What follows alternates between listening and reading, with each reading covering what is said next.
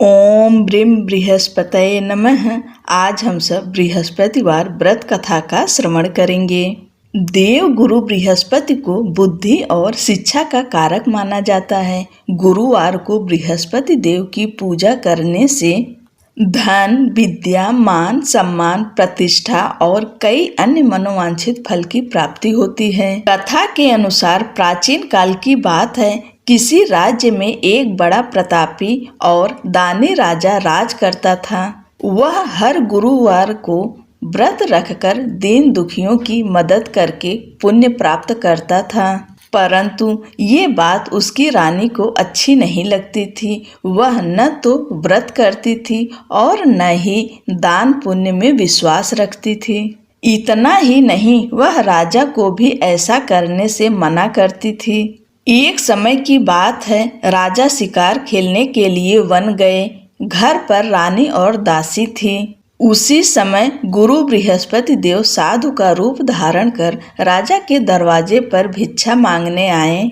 साधु ने जब रानी से भिक्षा मांगी तो वह कहने लगी, हे साधु महाराज, मैं इस दान पुण्य से तंग आ गई हूँ। आप कोई ऐसा उपाय बताएं जिससे कि सारा धन नष्ट हो जाए और मैं आराम से रह सकूं। इतना सुनकर बृहस्पति देव ने कहा, हे देवी, तुम बड़ी विचित्र हो। संतान और धन से कोई दुखी होता है क्या? अगर अधिक धन है तो इसे शुभ कार्यों में लगाओ। कुंवारी कन्याओं का विवाह कराओ। विद्यालय और बाग बगीचे का निर्माण कराओ, जिससे तुम्हारे दोनों लोग सुधरें। परंतु साधु की इन बातों से रानी को खुशी नहीं हुई। उसने कहा कि मुझे ऐसे धन की आवश्यकता नहीं है जिसे मैं दान दूं और जिसे संभालने में मेरा सारा समय नष्ट हो जाए। तब साधु ने कहा, अगर तुम्हारी ऐसी इच्छा है तो मैं जैसा तुम्हें बताता हूँ तुम वैसा ही करना। गुरुवार के दिन तुम घर को गोबर से लीपना, अपने बालों को पीली मिट्टी से धोना, राजा से हजामत बनाने को कहना, भोजन में मांस मदिरा का प्रयोग करना, कपड़े धोबी के यहाँ धुलने देना। इस प्रकार 7 बृहस्पतिवार करने से तुम्हारा समस्त धन नष्ट हो जाएगा।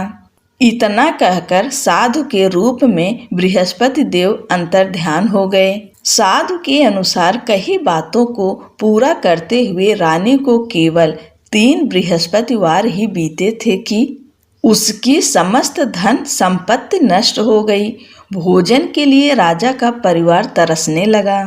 एक दिन राजा ने रानी से बोला कि हे रानी, तुम यहीं रहो, मैं दूसरे देश को जाता हूँ।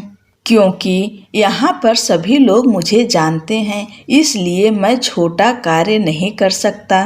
ऐसा कहकर राजा दूसरे देश चला गया। वहाँ वह जंगल से लकड़ी काट कर लाता और शहर में बेचता।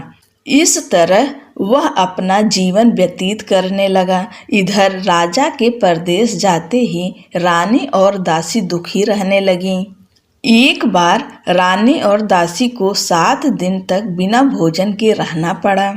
तो रानी ने अपनी दासी से कहा, हे दासी, पास ही के नगर में मेरी बहन रहती है। वह बड़ी धनवान है। तू उसके पास जा और कुछ ले आ, ताकि थोड़ी बहुत गुजर बसर हो जाए। दासी रानी की बहन के पास गई।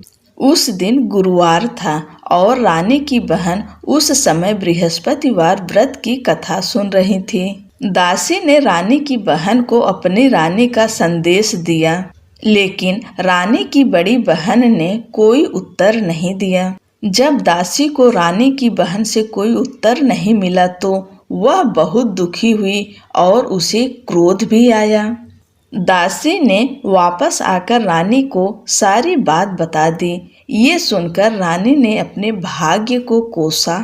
उधर रानी की बहन ने सोचा कि मेरी बहन की दासी आई थी, परंतु मैं उससे नहीं बोली, इससे वह बहुत दुखी हुई होगी। कथा सुनकर और पूजा समाप्त करके वह अपनी बहन के घर आई और कहने लगी, हे बहन, मैं बृहस्पतिवार का व्रत कर रही थी। तुम्हारी दासी मेरे घर आई थी, परंतु जब तक कथा होती है तब तक न उठते हैं और ना ही बोलते हैं। इसलिए मैं नहीं बोली। बताओ दासी क्यों आई थी? रानी बोली, बहन तुमसे क्या छिपाऊं, हमारे घर में खाने तक को अनाज नहीं है। ऐसा कहते कहते रानी की आंखें भर आई। उसने दासी समेत पिछले 7 दिनों से भूखे रहने की पूरी बात अपनी बहन को बता दी। रानी की बहन बोली, देखो बहन, भगवान बृहस्पति देव सबकी मनोकामनाओं को पूर्ण करते हैं। देखो शायद तुम्हारे घर में अनाज रखा हो। पहले तो रानी को विश्वास नहीं हुआ, पर बहन के आग्रह करने पर उसने दासी को अंदर भेजा तो उसे सचमुच अनाज से भरा एक घड़ा मिल गया।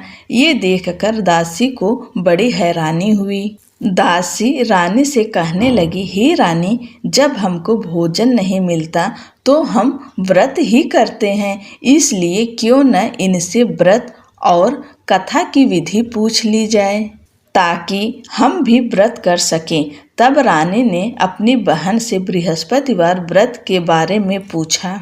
उसकी बहन ने बताया, बृहस्पतिवार के व्रत में चने की दाल और मुनक्का केले की जड़ में अर्पित करें तथा दीपक जलाएं, व्रत कथा सुने और पीला भोजन ही करें। इससे बृहस्पति देव और भगवान विष्णु प्रसन्न होते हैं। व्रत और पूजा की विधि बताकर रानी की बहन अपने घर लौट गई।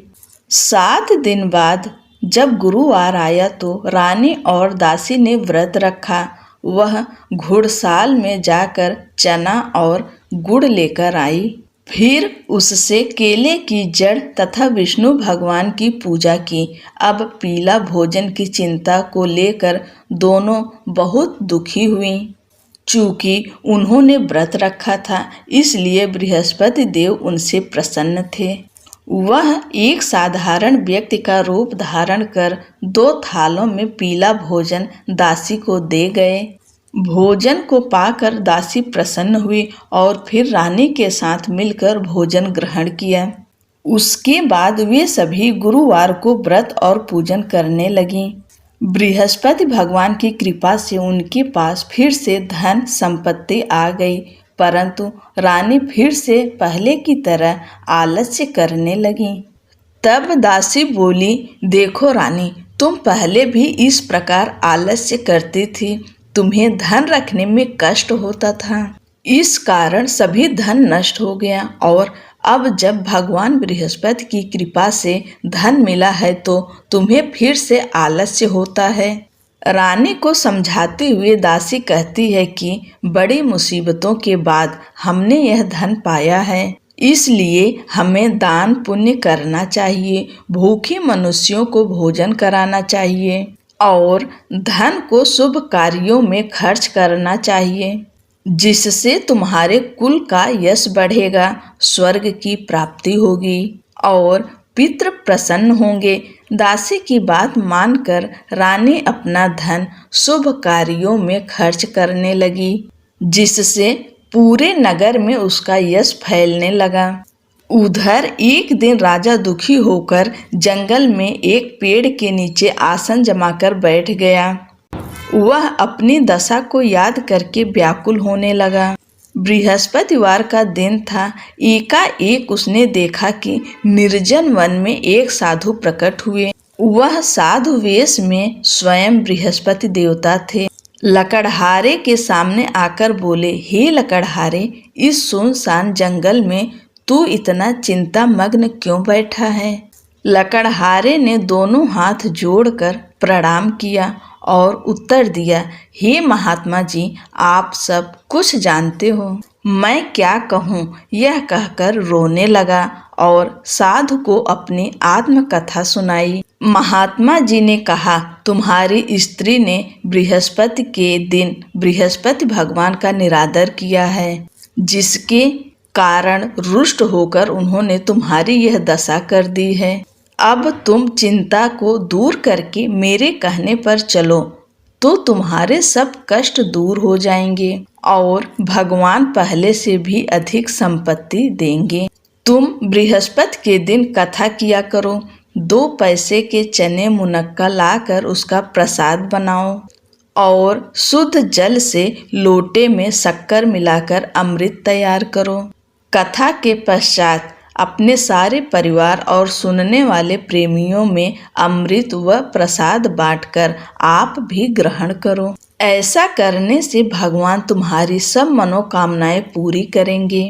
साधु के ऐसे वचन सुनकर लकड़हारा बोला, हे प्रभु, मुझे लकड़ी बेचकर इतना पैसा नहीं मिलता जिससे भोजन के उपरांत कुछ बचा सकूं। मैंने रात्रि में अपनी स्त्री को व्याकुल देखा है।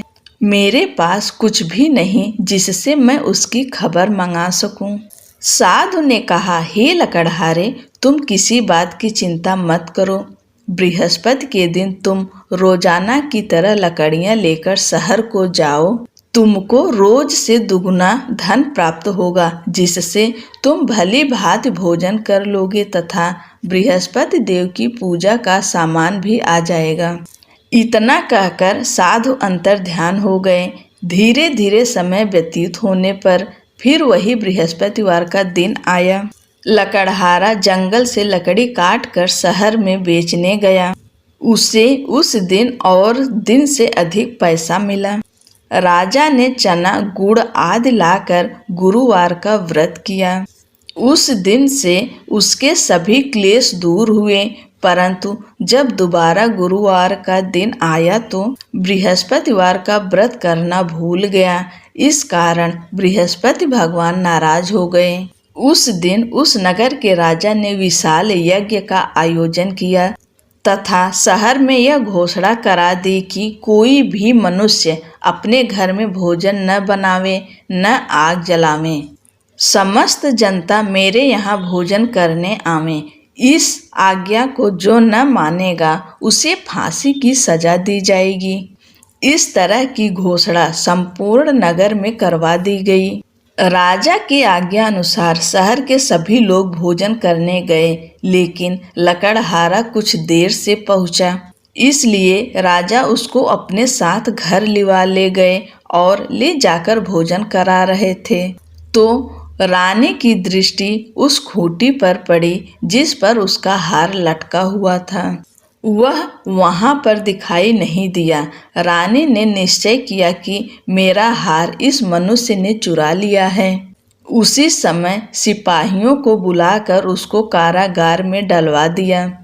जब लकड़हारा कारागार में पड़ गया और बहुत दुखी होकर विचार करने लगा कि न जाने कौन से पूर्व जन्म के कर्म से मुझे यह दुख प्राप्त हुआ है, और उसी साधु को याद करने लगा जो कि जंगल में मिला था। उसी समय तत्काल बृहस्पति देव साधु के रूप में प्रकट हुए और उसकी दशा को देखकर कहने लगे, अरे मूर्ख, तूने बृहस्पति देव की कथा नहीं करी, इस कारण तुझे दुख प्राप्त हुआ है। अब चिंता मत कर। बृहस्पतिवार के दिन कारागार के दरवाजे पर 4 पैसे पड़े मिलेंगे। उनसे तू बृहस्पति देव की पूजा करना, तेरे सभी कष्ट दूर हो जाएंगे। बृहस्पति के दिन उसे 4 पैसे मिले। लकड़हारे ने कथा कही। उसी रात्रि को बृहस्पति देव ने उस नगर के राजा को स्वप्न में कहा, हे राजा, तुमने जिस आदमी को कारागार में बंद कर दिया है वह निर्दोष है। वह राजा है, उसे छोड़ देना। रानी का हार उसी खूंटी पर लटका है। अगर तू ऐसा नहीं करेगा तो मैं तेरे राज्य को नष्ट कर दूंगा।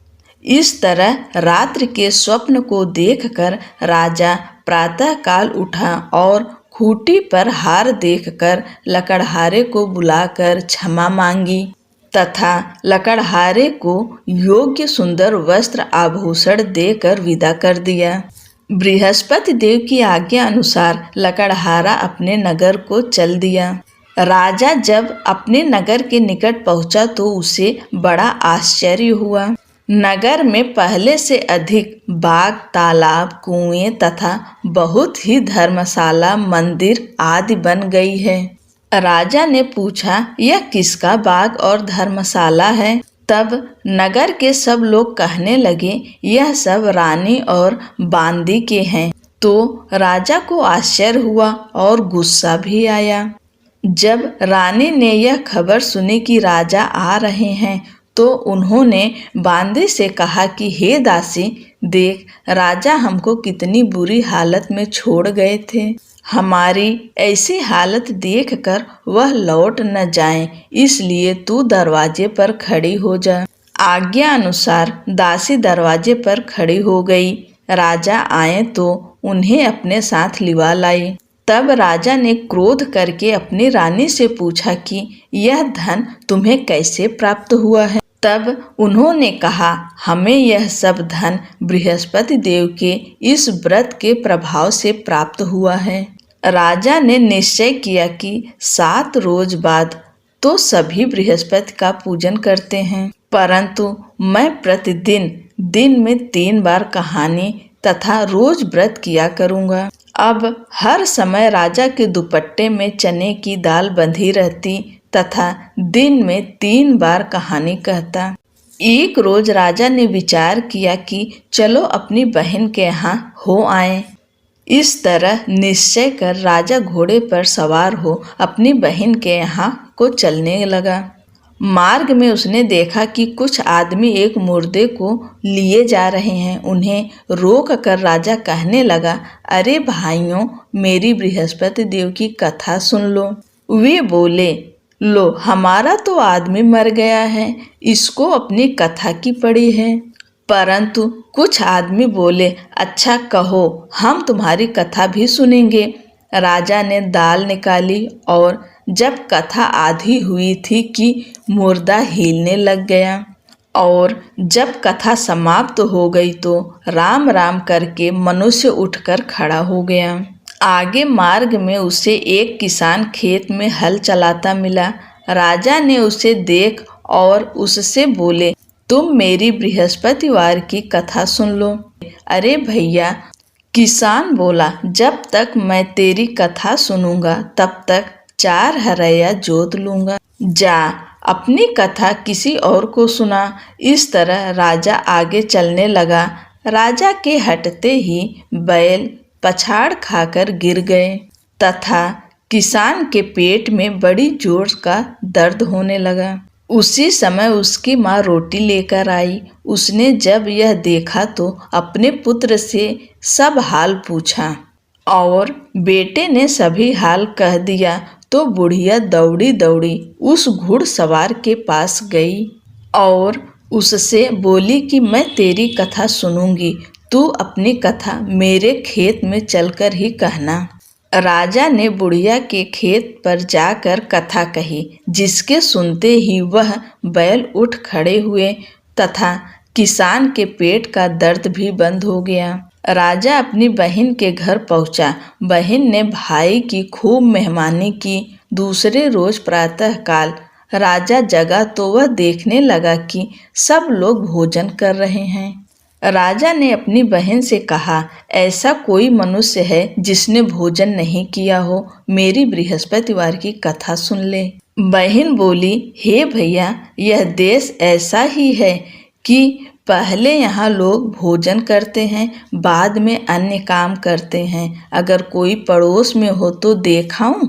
वह ऐसा कहकर देखने चली गई, परंतु उसे कोई ऐसा व्यक्ति नहीं मिला जिसने भोजन न किया हो। अतः वह एक कुम्हार के घर गई जिसका लड़का बीमार था। उसे मालूम हुआ कि उनके यहाँ 3 रोज से किसी ने भोजन नहीं किया है।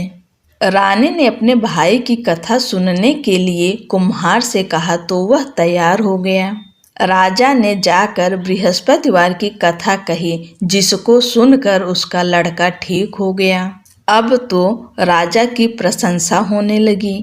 एक रोज राजा ने अपनी बहन से कहा कि हे बहन, हम अपने घर को जाएंगे, तुम भी तैयार हो जाओ। राजा की बहन ने अपनी सास से कहा। सास ने कहा, हाँ चली जा, परंतु अपने लड़कों को मत ले जाना, क्योंकि तेरे भाई के कोई औलाद नहीं है। बहन ने अपने भैया से कहा, हे भैया, मैं तो चलूंगी, पर कोई बालक नहीं जाएगा। राजा ने बोला, जब कोई बालक नहीं चलेगा तब तुम ही क्या करोगी। बड़े दुखी मन से राजा अपने नगर को लौट आया। राजा ने अपनी रानी से कहा, हम निर्वंशी हैं, हमारा मुंह देखने का धर्म नहीं है और कुछ भोजन आदि नहीं किया। रानी बोली, हे प्रभु, बृहस्पति देव ने हमें सब कुछ दिया है, वह हमें औलाद अवश्य देंगे। उसी रात को बृहस्पति देव ने राजा से स्वप्न में कहा, हे राजा उठ, सभी सोच त्याग दे, तेरी रानी गर्भ से है। राजा की यह बात सुनकर बड़ी खुशी हुई। 9वें महीने में उसके गर्भ से एक सुंदर पुत्र पैदा हुआ। तब राजा बोला, हे रानी, स्त्री बिना भोजन के रह सकती है, पर बिना कहे नहीं रह सकती। जब मेरी बहन आवे तुम उससे कुछ कहना मत। रानी ने सुनकर हाँ कर दिया। जब राजा की बहन ने यह शुभ समाचार सुना तो वह बड़ी खुश हुई तथा बधाई लेकर अपने भाई के यहाँ आई। तब रानी ने कहा, घोड़ा चढ़कर तो नहीं आई, गधा चढ़ी आई। राजा की बहन बोली, भाभी, मैं इस प्रकार न कहती तो तुम्हें औलाद कैसे मिलती।